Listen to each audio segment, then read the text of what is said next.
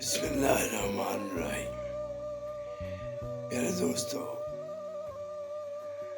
جس مکان کی بنیاد مضبوط نہ ہو وہ کبھی قائم نہیں رہ سکتا۔ اسی طرح مسلمان جو ہے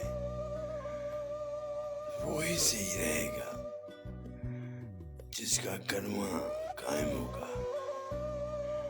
اور جو قرآن پاک کو اپنی زندگی کا حصہ بنائے گا وہی مسلمان دنیا میں بھی آخرت میں بھی وہ کامیاب رہے گا۔ اللہ تعالیٰ ہم سب کو صحیح اسلام کے مطابق زندگی بسر کرنے کی توفیق دے اور اپنی حالات کی تربیت قرآن پاک کے مطابق کرنے کی توفیق دے۔ آمین یا رب العالمین۔